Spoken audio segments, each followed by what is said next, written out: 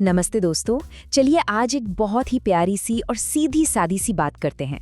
मतलब जब हमें कामयाबी मिलती है तो उसके बाद क्या। आइए मिलकर इस छोटे से सफर को समझते हैं।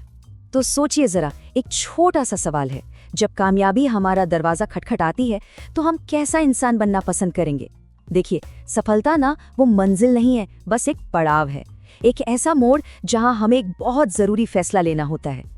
पता है, हर सफल इंसान के सामने ना दो रास्ते खुलते हैं। एक रास्ता जाता है घमंड की तरफ और दूसरा विनम्रता की ओर। और ये दोनों रास्ते हमें बिल्कुल अलग अलग मंजिलों पर ले जाते हैं। अच्छा, तो चलिए सबसे पहले रास्ते को देखते हैं, यानी घमंड का रास्ता।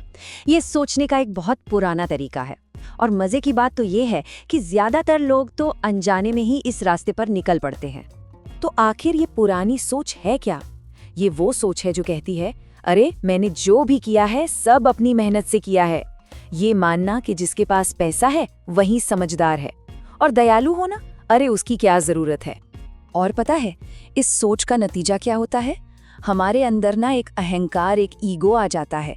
हम अपने ही दोस्तों से, अपने परिवार से दूर हो जाते हैं और असलियत तो हमें दिखनी ही बंद हो जाती है। इंसान कामयाब होकर भी एकदम अकेला महसूस करने लगता है। तो चलिए अब दूसरे रास्ते की तरफ चलते हैं, विनम्रता का रास्ता। ये सोचने का एक नया और बहुत ही खूबसूरत तरीका है जो हमें एक बिल्कुल ही अलग तरह की जिंदगी देता है। ये नई सोच हमें क्या सिखाती है कि भाई हमारी हर कामयाबी के पीछे थोड़ी सी किस्मत का भी हाथ होता है। पैसा बुद्धिमानी को नहीं तौलता और हमारी जो दयालुता है ना, वही हमारी सबसे बड़ी ताकत है।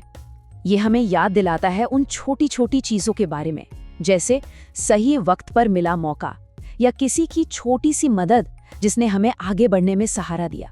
और जब हम ये विनम्रता वाला रास्ता चुनते हैं तो सोचिए हमें क्या मिलता है। हमारे रिश्ते और भी प्यारे हो जाते हैं, हमारा अहंकार कम हो जाता है, लोग हमें और भी ज्यादा इज्जत देते हैं और हमें मिलती है एक शांत और सुकून भरी जिंदगी। ओके दोस्तों, तो चलिए अब देखते हैं कि असल जिंदगी में ये दोनों रास्ते कैसे दिखते हैं। कुछ बहुत ही सिंपल आसान सी कहानियों से इसे समझते हैं, ठीक है? चलिए स्कूल का टाइम याद करते हैं। एक तरफ है राहुल, वो क्लास में टॉप करता है पर हमेशा अपने दोस्तों की मदद भी करता है और एकदम विनम्र रहता है, तो सब उसकी इज्जत करते हैं। और दूसरी तरफ है आशा, वो भी अच्छे नंबर लाती है पर दूसरों को ना खुद से कम समझती है। तो क्या होता है, धीरे धीरे सारे दोस्त उससे दूर हो जाते हैं। देखा, राहुल की कामयाबी ने रिश्ते बनाए और आशा की कामयाबी ने दूरियां। अच्छा, अब ऑफिस की बात करते हैं। अरविंद को प्रमोशन मिलता है और वो क्या करता है, वो अपनी जूनियर्स को सपोर्ट करता है। नतीजा, पूरी टीम उस पर भरोसा करती है। वहीं दूसरी तरफ मनोज है, उसे भी प्रमोशन मिलता है पर उसमें ना अकड़ आ जाती है। अब टीम के लोग उससे बात करने से भी कतराते हैं। तो देखिए, अरविंद की कामयाबी ने भरोसा बनाया और मनोज की कामयाबी ने उसे अकेला कर दिया। और ऐसा ही कुछ बिजनेस में भी होता है। सोचिए, एक है रमेश, उसका बिजनेस खूब चलता है और वो अपने स्टाफ के साथ बहुत इज्जत से पेश आता है, तो जब भी कोई मुश्किल आती है सब उसके साथ खड़े होते हैं।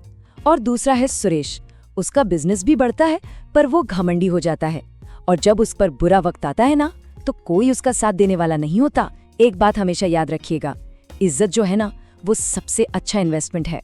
चलिए अब मैं आपको एक सच्ची कहानी सुनाती हूँ। ये कहानी दिखाती है कि दयालुता का जादू कैसे बड़े ही अनोखे तरीके से काम करता है। तो बात है एक बहुत फेमस एक्टर की, केविन कॉस्नर। उनका एक दोस्त था जो राइटर था, पर बेचारा बहुत मुश्किल दौर से गुजर रहा था। हालत इतनी खराब थी कि उसके पास रहने को घर तक नहीं था। ऐसे में केविन कॉस्नर ने अपनी दोस्त की मदद की और सिर्फ सलाह देकर नहीं, बल्कि उसे रहने के लिए एक छत दी। ये एक बहुत सीधी साधी सी पर कितनी बड़ी मदद थी, है ना? और उन्होंने बदले में कुछ भी नहीं मांगा। अब देखिए, कई साल बीत गए और उसी दोस्त ने एक बहुत ही फेमस फिल्म की स्क्रिप्ट लिखी। फिल्म का नाम था डांसेस विद वुल्व्स। और वो फिल्म इतनी जबरदस्त हिट हुई कि उसने केविन कॉस्नर के करियर को और भी बड़ा बना दिया। जरा सोचिए, एक छोटी सी काइंडनेस का कितना बड़ा और खूबसूरत नतीजा निकला। तो इस कहानी से हमें क्या सीख मिलती है?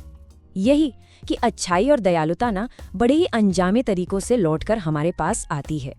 हमें कभी नहीं पता होता कि कौन कब और कैसे हमारी मदद के लिए आगे आ जाएगा। तो अब चलिए खुद से कुछ बहुत ही आसान से सवाल पूछते हैं। आराम से, शांति से इन पर सोचिएगा।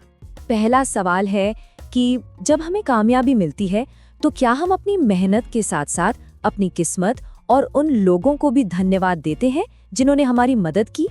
दूसरा सवाल, क्या कामयाबी ने हमें और ज्यादा विनम्र बनाया है या फिर थोड़ा सा घमंडी?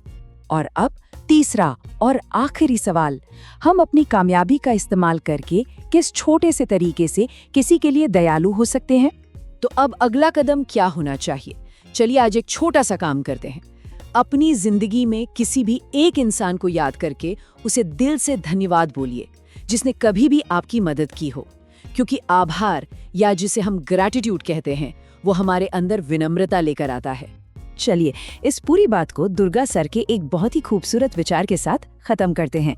वो कहते हैं, किस्मत आपको ऊपर उठाती है पर दयालुता आपको वहीं बनाए रखती है।